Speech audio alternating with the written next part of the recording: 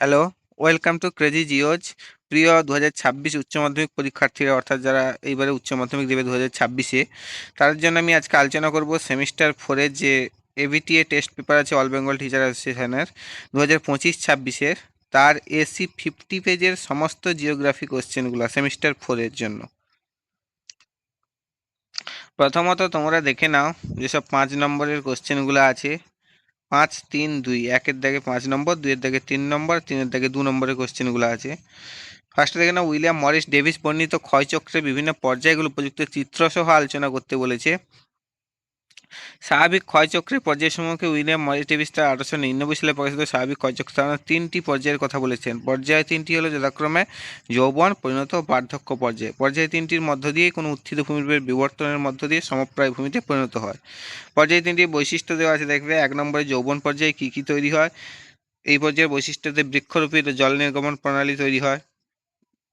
2 নম্বরে আছে দেখো নদী উপত্যকার প্রকৃতি, আপেক্ষিক উচ্চতা কেমন থাকে। 4 নম্বরে জলবিভাজিকা তৈরি হয়। ছবিগুলো দেওয়া আছে, তুই দেখবে একটু ভালো করে আর ডিসকাসগুলো পড়বে। 5 নম্বরে সৃষ্ট ভূমিরূপ কী কী হয় দেখা আছে, দেখো সৃষ্ট গর্ত, মন্থকূপ সৃষ্টি হয়, খরস্রোত, জলপ্রপাত, কাসকেড, ক্যাটারেক্ট, গিরিখাত, ক্যানিয়ন প্রভৃতি একাধিক ভূমিরূপের সৃষ্টি হয়। নদীর পার্শ্ব রেখাচিত্র 6 নম্বরে। 7 নম্বরে আছে নদীর দৈর্ঘ্য বরাবর রেখাচিত্র। 8 নম্বরে আছে অন্যান্য কী কী তৈরি হয় দেখবে। ছবিগুলো একটু ভালো করে দেখার চেষ্টা করবে এবং আগে থেকে আঁকার চেষ্টা করবে, নাহলে পরীক্ষা হলে আঁকতে পারবে না। আর ডিসকাসগুলো দেখবে, ডিসকাস করেই দেওয়া আছে। 2 নম্বরে পরিণত পর্যায়ে কি হয়, এতটা লেখার দরকার নেই, মোটামুটি প্রত্যেকটা পর্যায়ে লিখবে, তার বৈশিষ্ট্যগুলো লিখবে, দিয়ে অন্যান্য দিয়ে বাকিগুলো উল্লেখ করে দেবে। যতটা পারো লেখার চেষ্টা করবে। পরিণত পর্যায়ে দেখো 1 নম্বরে যে সুসংগত জল নির্গমন প্রণালী থাকে, 2 নম্বরে প্রশস্ত নদী উপত্যকা থাকে বৈশিষ্ট্যগুলি, 3 নম্বরে আপেক্ষিক উচ্চতা কত থাকে দেখবে, তারপর জলবিভাজিকা থাকে 4 নম্বরে, 5 নম্বরে পরবর্তী নদীর সৃষ্টি হয়। এবার 6 নম্বরে পর্যায়িত ঢাল সৃষ্টি হয়। 7 নম্বরে নদীর পার্শ্বরেখাচিত্রে নদী নিম্নক্ষয় হ্রাস পায়, ফলে ভি আকৃতির হয়, অগভীর হয়, উপত্যকা ভি আকৃতির হয়। সৃষ্ট ভূমিরূপ কি কি হয় দেখা আছে দেখবে, পলল শঙ্কু, পলল ব্যজনী, নদী বাঁক, অশ্বক্ষাকৃতি হ্রদ প্রভৃতি ভূমিরূপের নিদর্শন। মানে ছবিগুলো দেওয়া আছে, ভালো করে দেখবে এবং আঁকা থেকে আঁকার চেষ্টা করবে। এবার 3 নম্বরে যেটা আছে বার্ধক্য পর্যায়ে। বার্ধক্য পর্যায়ে কি কি হয়, 1 নম্বরে নদী উপত্যকা তৈরি হয়। এগুলো বার্ধক্য পর্যায়ে এটা মেনলি দেখা যায় হচ্ছে নদীর শক্তি হ্রাস পেয়ে ভূভাগ সমুদ্রপৃষ্ঠের কাছাকাছি, অর্থাৎ মোহনা অঞ্চলে যেখানে নদী নিম্নক্ষয় বন্ধ হয়ে আসে প্রায় বলতে গেলে, সেটা বার্ধক্য পর্যায়ে। যেখানে নদী উপত্যকার প্রকৃতি কেমন থাকে, 2 নম্বরে নদী বাঁকের উপস্থিতি কেমন থাকে। তারপরে হচ্ছে 4 নম্বরে হচ্ছে সমপ্রায় ভূমি। 5 নম্বরে মোনাডঙ্ক তৈরি হয়। মোনাডঙ্ক হচ্ছে সুউচ্চ যে সর্বোচ্চ যে টিলা বা রূপে যে পাহাড় বা গোলাকার গম্বুজ আকৃতি যে পাহাড় দাঁড়িয়ে থাকে। সঞ্চয়ের প্রাধান্য এই সময় বাড়ে, সেটা দেওয়া আছে দেখবে। তারপর জলবিভাজিকা তৈরি হয়, নদী গ্রাস হয়, নদী দীর্ঘ রেখাচিত্র তৈরি হয়। শ্রেষ্ঠ ভূমিরূপ কি কি দেওয়া আছে দেখবে, স্বাভাবিক বাঁধ, প্লাবল ভূমি, অশ্বক্ষুরাকৃতি হ্রদ, বদ্বীপ, পরিত্যক্ত নদী বাঁধ, খাঁড়ি জলাভূমি ইত্যাদি। এটা একটু ডিটেলসে দেওয়া আছে। তোমরা 3টা পর্যায় দিয়ে 2-3টা অন্ততপক্ষে বৈশিষ্ট্য দেওয়ার চেষ্টা করবে প্রত্যেকটা পর্যায়ে, আর কি কি ভূমিরূপ সৃষ্টি হয় মাস্ট লিখবে, ছবিগুলো আগে থেকে আঁকার চেষ্টা করবে। এবার 2 নম্বরে যেটা আছে উদাহরণ চিত্র সহ বায়ুর সঞ্চয়জাত ভূমিরূপগুলি বর্ণনা দিতে বলেছে। 1 নম্বরে আছে বালিয়াড়ি, তার উৎপত্তি কীভাবে হয়, বৈশিষ্ট্য কী কী দেওয়া আছে দেখবে, উদাহরণ সাহারা, থর, কালাহারি মরুভূমির বালিয়াড়ি দেখা যায়। 2 নম্বরে যেটা আছে বারখান, ছবি দেওয়া আছে দেখবে, উৎপত্তি কীভাবে হয় দেওয়া আছে, বৈশিষ্ট্য দেওয়া আছে, উদাহরণ দেওয়া আছে, মঙ্গোলিয়ার গভীর সাহারা মরুভূমি তে বারখান দেখা যায়। বৈশিষ্ট্যগুলা পয়েন্ট পয়েন্ট আকারেও লিখতে পারো, এখানে পয়েন্টটা দেওয়া হয়নি, জাস্ট কিন্তু প্রত্যেকটা লাইন একটা একটা পয়েন্ট করে দেওয়া আছে। 3 নম্বরে শিব আছে, শিবের উৎপত্তি বৈশিষ্ট্য উদাহরণ দেওয়া আছে, উদাহরণ দেখো থর, সাহারা, কালাহারি মরুভূমিতে শিব দেখা যায়। এবার 4 নম্বরে লোয়েস আছে, দেখো লোয়েসের উৎপত্তি বৈশিষ্ট্য দেওয়া আছে, উদাহরণ দেওয়া আছে, দেখো গোবি মরুভূমিতে বালি উড়ে এসে বিশ্বের বৃহত্তম লোয়েস সমভূমি হোয়াং টু সঞ্চিত হয়েছে চীনের হোয়াংহো নদী অববাহিকা অঞ্চলে, ছবি দেওয়া আছে দেখবে। এবার দুয়ের দাগে অর্থাৎ 3 নম্বরে যে কোশ্চেনগুলো আছে দেখো, সামুদ্রিক ক্ষয়ের নিয়ন্ত্রকগুলি কি কি, প্রাকৃতিক কারণ, ঢেউ ও স্রোত, এগুলি ক্ষয়ের প্রধান কারণ যা উপকূলের ভূমি ও শিলা ক্ষয় করে পলি সরিয়ে দেয়। বায়ু আছে, শক্তিশালী বায়ু ঢেউ তৈরি করে এবং বায়ু পলীয় স্থানান্তরিত করে। জোয়ার ভাটা আছে, জোয়ার ভাটার ফলে আসা জল ঢেউয়ের শক্তিকে প্রভাবিত করে ভূগর্ভস্থ জল প্রবাহ নিয়ন্ত্রণ করে। জলবায়ু পরিবর্তনের সমুদ্রপৃষ্ঠের উচ্চতা আছে, বিশ্ব উষ্ণায়নের ফলে সমুদ্রপৃষ্ঠের উচ্চতা বৃদ্ধি পায়, ঢেউয়ের শক্তি বাড়ছে এবং উপকূল বেশি ক্ষতিগ্রস্ত হচ্ছে। সামুদ্রিক ঝড় আছে, সাইক্লোন, স্টর্মস ইত্যাদি। ঘূর্ণিঝড় জলোচ্ছ্বাস অল্প সময় ব্যাপক ক্ষয় সাধন করে। উপকূলীয় ভূপ্রকৃতি আছে, উপকূল শিলার গঠন ও প্রতিরোধ ক্ষমতা ক্ষয়ের মাত্রা নির্ধারণ করে। ভালো করে দেখবে। আর মানব সৃষ্ট কারণ, সেগুলো ছিল প্রাকৃতিক কারণ, আর এগুলো হচ্ছে মানব সৃষ্ট কারণ। বালু ও প্রবাল খনন, যেগুলো হচ্ছে আমার নদী থেকে বালি যে খুঁড়ে আনা হয় সেটা হচ্ছে বালু ও প্রবাল সরিয়ে ফেলার কারণে পলির ভারসাম্য নষ্ট এবং ক্ষয় বাড়ে। নদী বাঁধ, রিভার ড্যামসের জন্য নদী থেকে আসা পলি প্রবাহ বাধা সৃষ্টি করে, যা উপকূলে পলির অভাব ঘটায়। বন্দর ও উপকূলীয় কাঠামো, পোর্টস আর কোস্টাল স্ট্রাকচার, বন্দর ও জেটির মাধ্যমে নির্মাণ কাজ স্বাভাবিক পলি সঞ্চালনে বাধা দেয়।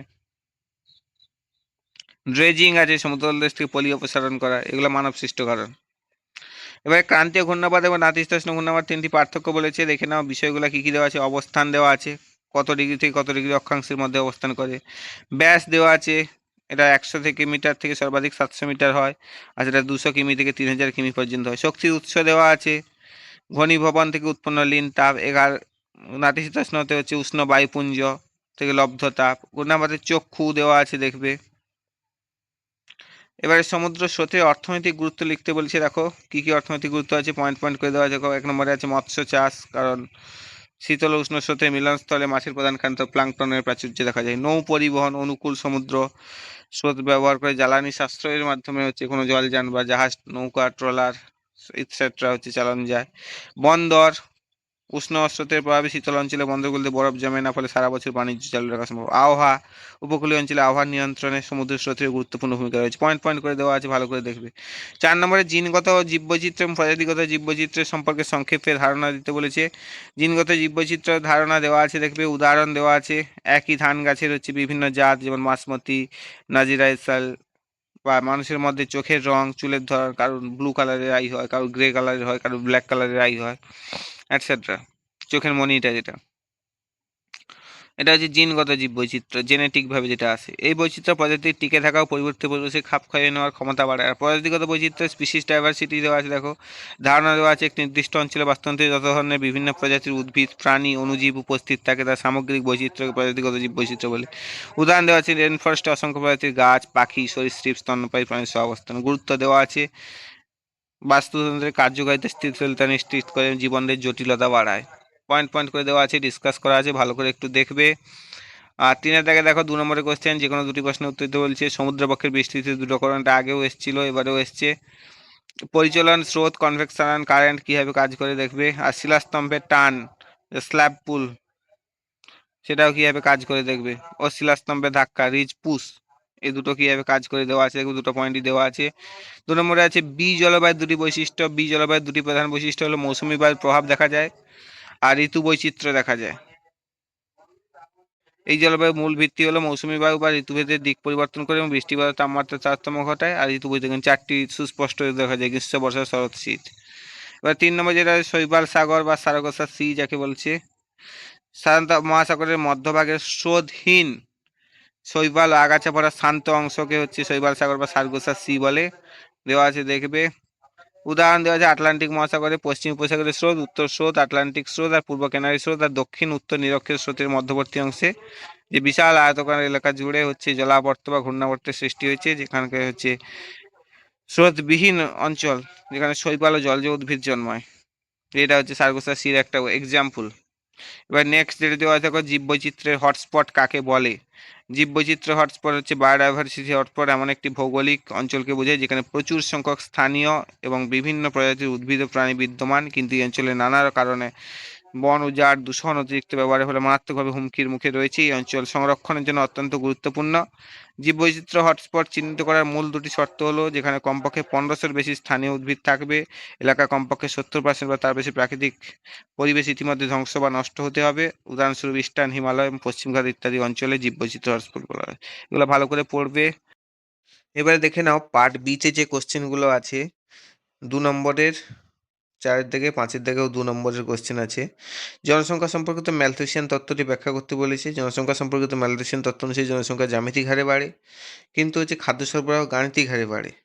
অর্থাৎ জ্যামিতিক হারে যখন বাড়ছে ডবল ডবল হারে বাড়ছে, 1 ছিল 2 হচ্ছে 4 হচ্ছে 8 হচ্ছে, কিন্তু গাণিতিক হারে বাড়লে 1 2 3 4 এরকমভাবে বাড়তে থাকে, যার ফলে জনসংখ্যা খাদ্য সরবরাহের চেয়ে দ্রুত বাড়ে এবং ভারসাম্যহীনতা সৃষ্টি করে, যা দুর্ভিক্ষ, রোগ বা যুদ্ধের মতো ইতিবাচক চেক ও জন্ম নিয়ন্ত্রণ মতো প্রতিরোধমূলক চেক বা প্রিভেন্টিভ চেকস তৈরি নিয়ন্ত্রিত হয়, যা ম্যালথুসিয়ান ফান্ড তৈরি করে। জনসংখ্যা নিয়ন্ত্রণকারী চেকস দেওয়া আছে দেখো, প্রতিরোধমূলক চেক আছে, আর প্রিভেন্টিভ চেক যেগুলো আছে, ইতিবাচক চেকগুলো কি কি দেওয়া আছে দেখো, যেমন হচ্ছে দেরিতে বিয়ে, পরিবার পরিকল্পনা, এগুলো হচ্ছে প্রতিরোধমূলক। আর ইতিবাচক কি হয়, দুর্ভিক্ষ হয়, রোগ হয়, যুদ্ধ হয়, মহামারী হয়। আর ম্যালথুসিয়ান ফান্ড কি, ম্যালথুসিয়ান ট্র্যাপ কি, যখন জনসংখ্যা অতিরিক্ত হারে বেড়ে যায় তখন খাদ্যের অভাব দেখা দেয়, এই অভাব দুর্ভিক্ষ, রোগ বা যুদ্ধের কারণ হয়, যা জনসংখ্যা আবার কমিয়ে আনে। এটি একটি চক্র বা সার্কেল আকারে ঘুরতে থাকে, বাড়লো আবার এরকম হয়ে কমে গেল, যেখানে হচ্ছে মানুষ দুর্দশার মাধ্যমে জনসংখ্যার ভারসাম্য পুনঃপ্রতিষ্ঠিত হয়। সমালোচনা একটা দেওয়া আছে, একটু ভালো করে পড়বে। নেক্সট যেটা আছে দেখো, জনস্বল্পতার বৈশিষ্ট্য লেখো। জনস্বল্পতার প্রধান বৈশিষ্ট্য কম জনঘনত্ব, লো পপুলেশন ডেন্সিটি। প্রাকৃতিক সম্পদের প্রাচুর্য দেওয়া আছে। 3 নম্বর দেওয়া আছে উন্নত জীবনযাত্রার মান। 4 নম্বরে দেওয়া আছে দেখো অর্থনৈতিক সমৃদ্ধি। 5 নম্বরে দেওয়া আছে দেখো উন্নত প্রযুক্তি উৎপাদনশীলতা। 6 নম্বরে নেই, আর উদাহরণ দেওয়া আছে দেখবে। অস্ট্রেলিয়া, কানাডা, আর্জেন্টিনা, নিউজিল্যান্ড ইত্যাদি দেশে জনস্বল্পতা দেখা যায়, যেখানে প্রচুর প্রাকৃতিক সম্পদ ও উন্নত জীবনযাত্রা বিদ্যমান। ভালো করে পড়বে কোশ্চেনগুলা।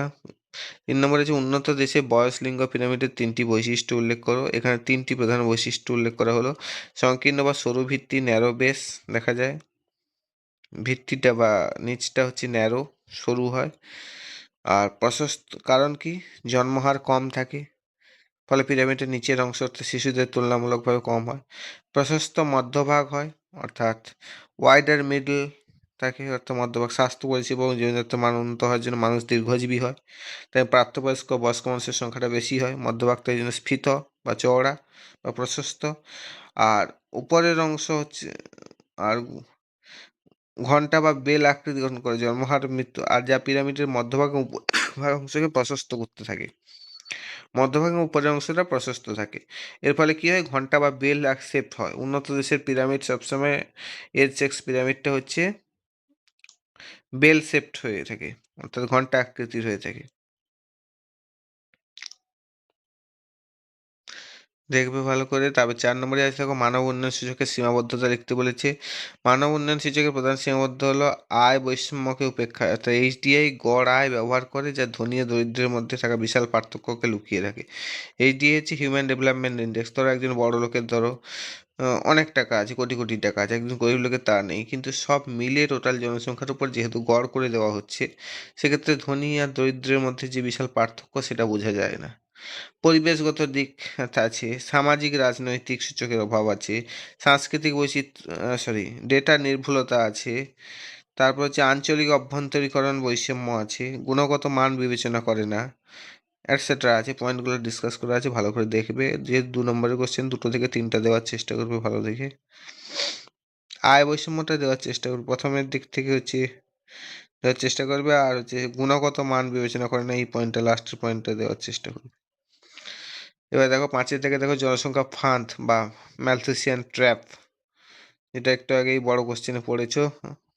ম্যালথুসিয়ান ট্র্যাপ হলো এমন একটি অবস্থা যেখানে জনসংখ্যা বৃদ্ধির কারণে খাদ্য অন্যান্য প্রাকৃতিক সম্পদের উপর চরম চাপ পড়ে, ফলে জীবনযাত্রার মান হ্রাস পায় এবং দারিদ্র্য বাড়ে, যা শেষ পর্যন্ত জনসংখ্যার বৃদ্ধি হারকে নিয়ন্ত্রণ করে। কার মাধ্যমে নিয়ন্ত্রণ করে? দুর্ভিক্ষ, রোগ, যুদ্ধের মাধ্যমে। অর্থাৎ জনসংখ্যা তার প্রয়োজনীয় তুলনায় অতিরিক্ত হয়ে গেলে সেই সংকট তৈরি হয়। তাই জনসংখ্যার ফাঁদ, এটি মূলত টমাস রবার্ট ম্যালথাসের তত্ত্ব থেকে উদ্ভূত, যেখানে জনসংখ্যা জ্যামিতিক হারে এবং খাদ্য সরবরাহ গাণিতিক হারে বাড়ে বলে ধারণা করা হয়, যা একটি ভারসাম্যহীনতা তৈরি করে। উদাহরণস্বরূপ, তবে নেক্সট যে কোশ্চেন আছে দেখো, উদাহরণসহ কাম্য জনসংখ্যার সংজ্ঞা দাও। কাম্য জনসংখ্যাই কোনো দেশে বা অঞ্চলে সেই নির্দিষ্ট পরিমাণ জনসংখ্যা বা দেশের সম্পদ, প্রযুক্তি, উৎপাদন ক্ষমতার সঠিক ব্যবহার নিশ্চিত করে। অর্থাৎ যে দেশের যে পরিমাণ জনসংখ্যা আছে তার সঙ্গে সেই তুলনায় দেশের সম্পদ থাকতে হবে, প্রযুক্তি উন্নত হতে হবে, উৎপাদন ক্ষমতার সঠিক ব্যবহার করতে হবে, ফলে মাথাপিছু আয় ও জনগণের জীবনযাত্রার মান সর্বোচ্চ স্তরে পৌঁছে যাকে কাম্য জনসংখ্যা বা অপটিমাম পপুলেশন বলা হয়। উদাহরণ, সুইডেন, কানাডা এই দেশগুলিতে প্রাকৃতিক সম্পদ ও প্রযুক্তি উন্নতির কারণে নির্দিষ্ট পরিমাণ জনসংখ্যা জীবনযাত্রার সর্বোচ্চ মান নির্দেশ করে, যা কাম্য জনসংখ্যার উদাহরণ। নেক্সট যেটা আছে দেখো, লিঙ্গ সমতা বা জেন্ডার ইকুয়ালিটি কাকে বলে। বলতে বোঝায় জীবনের সকল ক্ষেত্রে, যেমন শিক্ষা, স্বাস্থ্য, অর্থনীতি, সামাজিক সব ক্ষেত্রে নারী, পুরুষ এবং অন্যান্য লিঙ্গের মানুষদের সমান অধিকার, সুযোগ, মর্যাদা, দায়িত্ব নিশ্চিত করে, যেখানে লিঙ্গের কারণে কোনো বৈষম্য করা হয় না। এর গুরুত্ব কি? মানবাধিকার, এটা একটা মানবাধিকারের নীতি বা একটি মৌলিক মানবাধিকার এবং সামাজিক ন্যায় বিচারকে অপরিহার্য অংশ। সামাজিক অর্থনৈতিক উন্নয়ন, তা একটি দেশের হচ্ছে সামগ্রিক উন্নয়ন, দারিদ্র্য হ্রাস এবং অর্থনৈতিক প্রবৃদ্ধির জন্য অত্যন্ত জরুরি। ক্ষমতায়নের প্রয়োজন, নারী ও মেয়েদের ক্ষমতায়নের মাধ্যমে পরিবার, সমাজ ও রাষ্ট্রের উন্নতি ঘটে। এবারে দেখো 4 নম্বর যেটা আছে, গ্রাম থেকে শহরে প্রবর্জনের দুটি কারণ কি? কারণ সমূহ আছে, একটা অর্থনৈতিক কারণ দেওয়া আছে, একটা অর্থনৈতিক কারণগুলো কি কি আছে দেখো, আর হচ্ছে সামাজিক সুযোগ সুবিধার ক্ষেত্রে, মানে শহরগুলিতে ভালো স্কুল, কলেজ। অর্থনৈতিক উন্নয়ন কি কি? চাকরির সুযোগে বেশি বেশি, যা গ্রামীণ এলাকার প্রাথমিক পেশা থেকে আলাদা শহর অঞ্চলের ক্ষেত্রে। আর হচ্ছে শহরে বেশি মজুরি পাওয়া যায়, ভালো আয়ের সম্ভাবনা থাকে, যা গ্রামীণ দারিদ্র্য দূর করতে সাহায্য করে। বেকারত্ব, বিশেষত ছদ্ম বেকারত্ব গ্রামীণ এলাকায় বেশি হয়, মানুষ কাজের খোঁজে শহরে যায়। আর সামাজিক সুযোগ সুবিধা এখানে ভালো পাওয়া যায় শহরে, কারণ ভালো স্কুল থাকে ছোট ছোট ছেলে মেয়েদের পড়ানোর জন্য, কলেজ থাকে, বৃত্তিমূলক শিক্ষার ব্যবস্থা থাকে, যে গ্রামীণ এলাকায় কম থাকে। উন্নত হাসপাতাল থাকে, বিশেষজ্ঞ ডাক্তার থাকে, আধুনিক চিকিৎসা পরিষেবা থাকে, বিদ্যুৎ, পরিবহন, বিনোদন, উন্নত জীবনযাত্রা, এগুলো হচ্ছে মানুষকে গ্রাম থেকে শহরে প্রবর্তনের জন্য আকর্ষণ করে বা টানে। এগুলো হচ্ছে কারণ, দুটো পয়েন্ট দেওয়া আছে, দেখবে। নেক্সট পার্ট সিটে দেখো 3 নম্বরের 2 নম্বরের কোশ্চেন আছে। ভারতে পেট্রোরসায়ন শিল্প গড়ে ওঠার কারণগুলি লেখো। ভারতে পেট্রোরসায়ন শিল্প গড়ে ওঠার কারণ, কাঁচামালের প্রাচুর্যতা আছে 1 নম্বর পয়েন্ট। গুজরাট, মহারাষ্ট্রের মতো পশ্চিম উপকূলে অপরিশোধিত তেল, প্রাকৃতিক গ্যাসের ভান্ডার, যা পেট্রোকেমিক্যাল প্ল্যান্টগুলির জন্য প্রয়োজনীয় ন্যাফথা সরবরাহ করে। বন্দর ও যোগাযোগ ব্যবস্থা আছে মুম্বাই, জামনগর, হলদিয়ার মতো প্রধান সমুদ্র বন্দরগুলি। এছাড়া হচ্ছে উন্নত সড়ক আছে, রেল আছে, জলপথ আছে। অনুসারী শিল্পের চাহিদা, টেক্সটাইল, অটোমোবাইল, ফার্মাসিউটিক্যালস, কৃষি, প্যাকেজিং, ইলেকট্রনিক্স ইত্যাদি বিভিন্ন শিল্পের জন্য প্রয়োজনীয় কৃত্রিম রাবার, সিনথেটিক ফাইবার, ডিটারজেন্ট, সার ইত্যাদি সামগ্রিক ব্যাপক চাহিদা শিল্পকে উৎসাহিত করছে। সরকারি নীতি ও বিনিয়োগ আছে। মেক ইন ইন্ডিয়া, আত্মনির্ভর ভারতের মতো সরকারি উদ্যোগ, পর্যাপ্ত মূলধন ও বেসরকারি বিনিয়োগ এই শিল্পের বিকাশ সহায়তা করছে। বাজার আছে, কর্মসংস্থান আছে। ক্রমবর্ধমান দেশীয় আন্তর্জাতিক চাহিদা, বিশেষত পূর্ব ও উত্তর পূর্ব ভারত বাজার সম্প্রসারণের সাহায্য করেছে এবং কর্মসংস্থান সৃষ্টি করছে। পরিকাঠামো আছে, শিল্প পার্ক, বিদ্যুৎ, জলের সরবরাহ, দক্ষ শ্রমিকের প্রাপ্যতা, শিল্প স্থাপনের অনুকূল পরিবেশ তৈরি করছে। এই কারণে এই কারণগুলির সমন্বয়ে ভারতে পেট্রোরসায়ন শিল্প একটি গুরুত্বপূর্ণ শিল্পে পরিণত হয়েছে, যা দেশের অর্থনৈতিক উন্নয়নকে বড় ভূমিকা পালন করছে। এগুলো আছে, ডিসকাস করে দেওয়া আছে, ভালো করে পড়বে। ভারতের সামুদ্রিক মাছ শিকারের উন্নতির জন্য কী কী পদক্ষেপ নেওয়া হয়েছে? পরিকাঠামোগত উন্নয়ন করা হয়েছে, আধুনিক মৎস্য বন্দর তৈরি, পুরনো বন্দরের আধুনিকীকরণ, এই যে PMMSY-এর অধীনে করা হয়েছে। মাছ অবতরণ কেন্দ্র ও প্রক্রিয়াকরণ কেন্দ্রগুলো উন্নয়ন করা হয়েছে। প্রযুক্তি গবেষণা, গবেষণা উন্নয়ন, বিনিয়োগ বৃদ্ধি করা হয়েছে। মাছ ধরার উন্নত আধুনিক যন্ত্রপাতির ব্যবহার, জেলেদের প্রশিক্ষণ প্রদান করা হয়েছে। টেকসই ও পরিবেশ বান্ধব মৎস্য শিকার, এই জন্য কি অতিরিক্ত মাছ ধরা নিয়ন্ত্রণ করা, প্রজনন ও লার্ভা দশায় মাছের সুরক্ষা নিশ্চিত করার জন্য নির্দিষ্ট সময় এপ্রিল থেকে জুন পর্যন্ত মাছ ধরা নিষেধাজ্ঞা আরোপ, অর্থাৎ এই সময় কোনো ট্রলার সমুদ্রে যায় না। পরিবেশ বান্ধব ও টেকসই মাছ ধরার পদ্ধতি প্রচলন, এগুলো কারণ দেওয়া আছে। আর্থিক সহায়তা প্রশিক্ষণ দিয়েছে, জেলেদের আর্থিক সহায়তা প্রদান হয়েছে, প্রশিক্ষণ দেওয়া হয়েছে, বাজার সংযোগের ব্যবস্থা করা হয়েছে। ক্ষতিগ্রস্ত জেলেদের, যেসব মাছ ধরার নিষেধাজ্ঞার সময়কালে ক্ষতিগ্রস্ত জেলেদের জন্য খাদ্য সহায়তা, যেমন চাল বরাদ্দ করা হয়েছে। নীল বিপ্লব, ব্লু রিভলিউশন করা হয়েছে। সামুদ্রিক মৎস্য চাষের ক্ষমতা বাড়ানোর সামগ্রিক উদ্যোগ, যার মধ্যে রয়েছে অ্যাকোয়াকালচার, যা জলজ চাষের প্রসার বৃদ্ধি করেছে। সামুদ্রিক সম্পদের সুরক্ষা, তেল ও রাসায়নিক দূষণের নিয়ন্ত্রণ করে সামুদ্রিক বাস্তুতন্ত্র জীববৈচিত্র্য রক্ষা করা হয়েছে। এই পদক্ষেপগুলি লক্ষ্য হলো ভারতের বিশাল উপকূল রেখা ও একচেটিয়া অর্থনৈতিক অঞ্চল EEZ, যেটা এক্সক্লুসিভ ইকোনমিক জোন, এর পূর্ণ সদ্ব্যবহার করা, উৎপাদন বৃদ্ধি করা এবং মৎস্যজীবীদের জীবনযাত্রার মান উন্নত করা, এটসেট্রা। 3 নম্বরে যেটা আছে দেখো, ভূমি ব্যবহারের উদ্দেশ্যগুলি লেখো। ভূমি ব্যবহারের মূল উদ্দেশ্যগুলি: সম্পদের সর্বোত্তম ব্যবহার। 2 নম্বরে আছে টেকসই উন্নয়ন, সাস্টেনেবল ডেভেলপমেন্ট। 3 নম্বরে আছে দেখো, জনসাধারণের স্বাস্থ্য নিরাপত্তা। পয়েন্টগুলো ডিসকাস করে দেখবে। 4 নম্বরে আছে দেখো, অর্থনৈতিক ও সামাজিক উন্নয়ন, ইকোনমিক অ্যান্ড সোশিয়াল ডেভেলপমেন্ট। 5 নম্বরে আছে দেখো, সংঘাত ও নিরসন সমন্বয়, কনফ্লিক্ট রেজলিউশন অ্যান্ড কোঅর্ডিনেশন। তারপরে যেটা আছে, পরিবেশ সুরক্ষা ও সংরক্ষণ, আগে একটা ছেড়ে গেছি দেখো, এনভায়রনমেন্টাল প্রোটেকশন অ্যান্ড কনজারভেশন। তারপরে একটা আছে পরিকল্পিত নগর ও গ্রামীণ বিকাশ, planned urban and rural development. এগুলো ডিসকাস করে দেওয়া আছে, পয়েন্টগুলো দেখবে। তিনটা আছে, অন্ততপক্ষে 3 থেকে 4টা পয়েন্ট দেওয়ার চেষ্টা করছি নম্বরের কোশ্চেন যেহেতু। কলকাতা শহরে বায়ু দূষণের ৩টি কারণ লিখতে বলেছে। এখানে ৩টি প্রধান কারণ বিস্তারিত দেওয়া হলো। যানবাহন ধোঁয়া ও যানজট, এটা একটা বায়ু দূষণের কারণ। যার ফলে প্রচুর পরিমাণে কার্বন মনোক্সাইড, সালফার, অন্যান্য অক্সাইড ক্ষতিকর গ্যাস বায়ু দূষিত করে। কলকারখানা ও শিল্পায়ন আছে, বিভিন্ন শিল্প যেমন কাগজ, রাসায়নিক বস্ত্র, বিদ্যুৎ কেন্দ্র থেকে নির্গত ধোঁয়া, ছাই বাতাসে মিশে বায়ু দূষণ ঘটায়। নির্মাণ কাজ ও বর্জ্য দহন, শহর জুড়ে চলমান নির্মাণ প্রকল্প থেকে উৎপন্ন ধুলো, আবর্জনা, পণ্য ফলে বাতাসে সূক্ষ্ম ধূলিকণা, যেগুলো এসপিএম, সাসপেক্টেড পার্টিকুলার ম্যাটার, যেগুলো অন্যান্য দূষণকারী পদার্থ ছড়িয়ে পড়ে যা শ্বাসকষ্টের কারণ হয়। এবার সাথের দাগে যে কোশ্চেনগুলো আছে, ডিজিটাল ইন্ডিয়ার উদ্দেশ্য কি কি? ডিজিটাল ইন্ডিয়ার প্রধান উদ্দেশ্যগুলো হলো ডিজিটাল পরিকাঠামো, অর্থাৎ প্রতিটি প্রান্তে ব্রডব্যান্ড সংযোগ, অর্থাৎ ইন্টারনেট ব্যবস্থা সংযোগ, mobile connectivity, public internet access নিশ্চিত করা, ই গভর্নেন্সের ব্যবস্থা করা। 2 নম্বর পয়েন্ট আছে, সরকারি পরিষেবাগুলিকে ডিজিটাল প্ল্যাটফর্মের মাধ্যমে দক্ষ স্বচ্ছভাবে সরবরাহ করা, যেমন আধার, ইউপিআই, ডিজিলকার ইত্যাদি। ডিজিটাল সাক্ষরতা অন্তর্ভুক্তি, গ্রামীণ ও প্রান্তিক জনগোষ্ঠীর মধ্যে ডিজিটাল সাক্ষরতা বৃদ্ধি, ডিজিটাল পরিষেবা ও সুযোগ সুবিধা সকলের কাছে পৌঁছে দেওয়া। 4 নম্বর পয়েন্টে আছে তথ্য প্রযুক্তি, ইলেকট্রনিক্স ম্যানুফ্যাকচারিং, দেশের ইলেকট্রনিক্স উৎপাদনকে উৎসাহিত করা, তথ্য প্রযুক্তি যেমন আইটি সেক্টর ক্ষেত্রে কর্মসংস্থানের সুযোগ তৈরি করা। 5 নম্বর যেটা আছে নাগরিক ক্ষমতায়ন, মাই গভর্নমেন্টের মতো প্ল্যাটফর্মের মাধ্যমে জনগণের অংশগ্রহণ বৃদ্ধি করা এবং তথ্যের সহজলভ্যতা নিশ্চিত করা, যাতে মানুষ খুব সহজে যে কোনো তথ্যকে ইন্টারনেটে বা কম্পিউটারের মাধ্যমে দেখতে পায়। এবার 2 নম্বর যেটা আছে খাদ্য প্রক্রিয়াকরণ শিল্পের সংজ্ঞা দিতে বলেছে। খাদ্য প্রক্রিয়াকরণ শিল্প হলো এমন একটি খাত যেখানে কৃষি, পশু সম্পদ, দুগ্ধ এবং মৎস্যজাত কাঁচামালকে যন্ত্রপাতি, শক্তি ও প্রযুক্তির সাহায্যে পরিবর্তন করে ব্যবহারের উপযোগী খাদ্য উৎপাদন বা চূড়ান্ত খাদ্য পণ্যে রূপান্তরিত করা হয়, যাতে সেগুলির ভৌত বৈশিষ্ট্য পরিবর্তিত এবং তা মানুষের বা পশুর ভক্ষণের জন্য বাণিজ্যিক মূল্য সরবরাহ সহকারে প্রস্তুত হয়। উদাহরণ দেওয়া আছে দেখো, প্রাথমিক প্রক্রিয়াকরণ কি হচ্ছে শস্য পেষণ, ময়দা তৈরি, দুধ থেকে মাখন বা পনির তৈরি। গৌণ প্রক্রিয়াকরণের উদাহরণ হচ্ছে ময়দা থেকে রুটি তৈরি, ফল ও সবজি প্রক্রিয়াকরণ করে জ্যাম বা জুস তৈরি।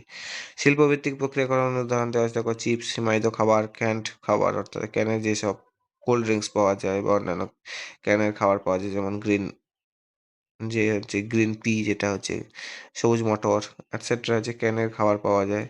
আরও বিভিন্ন খাবার হয়। উদ্দেশ্য কি খাদ্যের গুণগত মান বৃদ্ধি ও নিরাপত্তা নিশ্চিত করা, খাদ্য সংরক্ষণের সময় বাড়ানো, খাদ্য অপচয় হ্রাস করা, খাদ্য নিরাপত্তা বৃদ্ধি করা, এটসেট্রা এর উদ্দেশ্য। যেহেতু 2 নম্বরের কোশ্চেনে একটু পয়েন্ট দেওয়ার চেষ্টা করবে। হ্যামলেট কাকে বলে উদাহরণ দাও। হ্যামলেট হলো গ্রাম বা শহর থেকে ছোট বিক্ষিপ্তভাবে ছড়িয়ে থাকা কিছু কুঁড়েঘর বা বাড়ির একটি নির্দিষ্ট সমষ্টি, যেখানে সাধারণত কোনো স্থায়ী বা ধর্মীয় কেন্দ্র যেমন গির্জা বা মন্দির থাকে না, এবং জীবনযাত্রা মূলত কৃষি বা গ্রামীণ নির্ভর হয়। উদাহরণ কি ভারতে ওড়িশার বোলানি বা ভারতের প্রত্যন্ত অঞ্চলের অনেক ছোট জনবসতি হ্যামলেটের উদাহরণ। ইংল্যান্ডে ব্রিটিশ ভূগোল গির্জা ছাড়া ছোট গ্রামীণ বসতিকে হ্যামলেট বলা হয়। বৈশিষ্ট্য দেওয়া আছে, জনসংখ্যা ও গৃহসংখ্যা খুব কম থাকে, একটি গ্রামের মধ্যে সুসংগঠিত হয় না বরং ছড়িয়ে ছিটিয়ে থাকে, সাধারণত একটি রাস্তা বা চৌরাস্তার পাশে গড়ে ওঠে, সামাজিক অর্থনৈতিক সুবিধা সীমিত থাকে। মোটামুটি সংজ্ঞা দেবে, বৈশিষ্ট্য এক দুটো দেওয়ার চেষ্টা করবে, একটা উদাহরণ দিলেই হবে 2 নম্বর কোশ্চেনে। তবে কৃষি বর্জ্য কাকে বলে? কৃষি বর্জ্য হলো কৃষিকাজ ও পশুপালনের ফলে উৎপন্ন অবাঞ্ছিত বা অব্যবহৃত পদার্থ, যেমন ফসলের অবশিষ্টাংশ, খড়, নাড়া, যেগুলোকে বলে স্টকস ইংলিশে যাকে বলে, পশুর মলমূত্র, খামার ও পোল্ট্রি ফার্মের বর্জ্য, কৃষি প্রক্রিয়াকরণের ফলে সৃষ্ট উপজাত দ্রব্য যেমন ধানের তুষ, আখের ছোবড়া, যা সাধারণত সরাসরি কাজে লাগে না কিন্তু শক্তি উৎপাদন বা সার হিসেবে ব্যবহার করা যায়। কৃষি বর্জ্যের প্রকারভেদ উদাহরণ দেওয়া আছে, শস্য বা ফসল সংক্রান্ত বর্জ্য, ক্রপ রেসিডিউসেস যেগুলা বা রেসিডিউস যেগুলা, যেমন ধান, গম, ভুট্টা, আখ ইত্যাদি কাটার পর পড়ে থাকা অংশ, খড়, স্টকস, লিভস, অর্থাৎ খড়, স্টকসও খড়কেই বলে ইংলিশে, লিভস পাতা, ফলের খোসা, সবজির অবশিষ্টাংশ এটসেট্রা। পশুপালন সংক্রান্ত বর্জ্য, অ্যানিম্যাল ওয়েস্ট, যেগুলো গবাদি পশু, হাঁস, মুরগি ও শূকরের মলমূত্র, মৃত পশু দেহ, কসাইখানার বর্জ্য এটসেট্রা। কৃষি প্রক্রিয়াকরণ বর্জ্য আছে প্রসেসিং ওয়েস্ট, যেগুলো আছে চা বা কফি পাতার পেশার পর অবশিষ্ট অংশ, পাম তেল বা আখের ছোবড়া, নষ্ট বা অতিরিক্ত উৎপাদিত ফল ও সবজি। এবারে কৃষি রাসায়নিক বর্জ্য আছে, এগ্রোকেমিক্যাল ওয়েস্ট আছে, অব্যবহৃত বা মেয়াদ উত্তীর্ণ সার, কীটনাশক, তাদের খালি কন্টেনার। এগুলো হচ্ছে কৃষি বর্জ্যের উদাহরণ এবং টাইপ দেওয়া আছে, দেখবে ভালো করে। টাইপগুলো অন্ততপক্ষে দেওয়ার চেষ্টা করবে আর ফার্স্টে একটা সংজ্ঞা দেবে। থ্যাংক ইউ, এতটুকু পর্যন্তই। এই কোশ্চেনগুলো খুব ভালো করে পড়ো মন দিয়ে, সামনেই পরীক্ষা, বেশি দেরি নেই। আর পরবর্তী ভিডিও খুব তাড়াতাড়ি আসবে। ভালো যদি লাগে লাইকটা করবে আর সাবস্ক্রাইব করবে, তাহলে পরবর্তী ভিডিওগুলো খুব তাড়াতাড়ি পাবে। আর কোশ্চেনগুলো খুঁটিয়ে দেখো, ডিটেলসে দেওয়া আছে। Thank you. টাটা।